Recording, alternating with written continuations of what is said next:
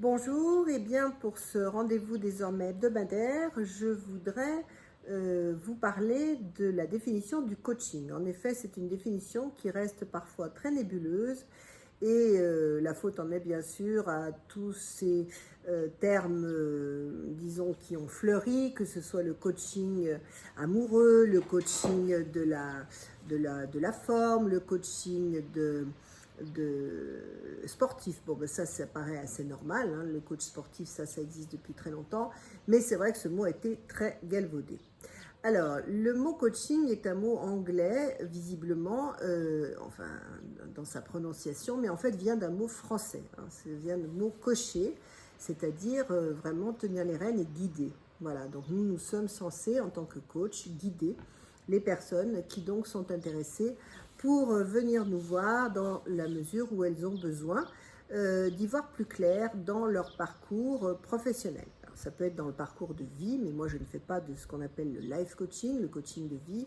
Moi je suis vraiment spécialisée dans l'accompagnement de managers ou de personnes qui se posent des questions parce qu'elles changent de job, parce qu'elles veulent en changer, parce qu'elles sont licenciées, parce que voilà, elles sont à un tournant de leur vie professionnelle. Ceci étant, il est évident que le processus dans lequel on rentre, processus qui va durer en règle générale environ 20 heures, espacé des séances de 2 heures espacées d'environ une quinzaine de jours à chaque fois, pour qu'on ait le temps de vraiment bien digérer tout ce qui s'est dit pendant la séance. Donc, c'est cette guidance qui va permettre à la personne d'y voir plus clair. Pourquoi? Parce qu'avec les techniques que nous avons d'interrogation, surtout beaucoup de questions que l'on pose à la personne, eh bien, on la fait cheminer pour arriver à trouver elle-même sa propre solution, pour que ce soit pérenne. C'est-à-dire que ce n'est en aucun cas nous qui imposons une solution, qui en donnons.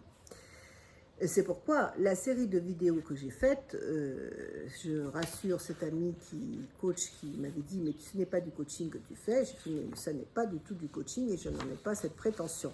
Ces petites vidéos sont là pour donner des trucs pratiques que je distille parfois pendant les coachings, mais c'est évidemment sans commune mesure avec un processus qui est long et qui est très personnel. Voilà, mais moi, ma société s'appelle aussi Marie Michaud Conseil, donc c'est plutôt à ce titre-là que j'ai fait ces petites vidéos.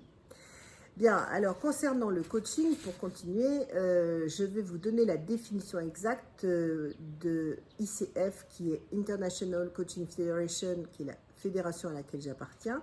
Il y a également la Société française de coaching, la SF Coach. Bon, chacune a sa définition. Moi, je fais partie d'ICF et voilà comment ICF définit le coaching. Alors, je vais le lire parce que je ne connais pas la définition par cœur, même si je la connais très bien. Le coaching, c'est une alliance entre le coach et ses clients dans un processus qui suscite chez eux réflexion et créativité afin de maximiser leur potentiel personnel et professionnel. Voilà, parce qu'effectivement, quand le client va commencer à, grâce aux questions qu'on va lui poser, va commencer à se rendre compte que peut-être son problème d'autorité ou de confiance en lui vient de beaucoup plus loin, vous vous rappelez les drivers, vient peut-être d'un père trop autoritaire ou d'une mère trop autoritaire, enfin bref, on va décrocher des élastiques, comme on dit dans notre jargon. Et bien évidemment, ça va lui servir tant sur le plan professionnel que sur le plan personnel. Alors, en ce qui concerne ces séances, elles doivent être au départ, quand elles sont prescrites dans une entreprise par le DRH, directeur des ressources humaines, il est très important qu'il y ait une réunion tripartite entre le DRH, le futur coaché et le coach. Je dis toujours aux DRH qui parfois ne sont pas toujours bien informés qu'on ne doit pas imposer un coaching dans une entreprise, ça ne servirait à rien, ce serait vraiment de l'argent dépensé inutilement. Donc il faut s'assurer que le futur coaché est intéressé vraiment pour rentrer dans ce processus, sinon ça n'aurait aucun intérêt, puisque c'est vraiment une démarche personnelle. Alors donc il y a cette réunion, environ 1 heure, à 3 personnes, et cette réunion, en règle générale, enfin moi je ne la facture jamais, elle n'est pas facturée. Après cela, le futur coaché ne doit pas le jour même dire c'est entendu, on fait le coaching. Non, je demande toujours à ce qu'il ait au minimum 24 à 48 heures de réflexion pour être sûr de s'engager et de signer sa convention de coaching qui prouve qu'il a bien compris comment ça allait se passer.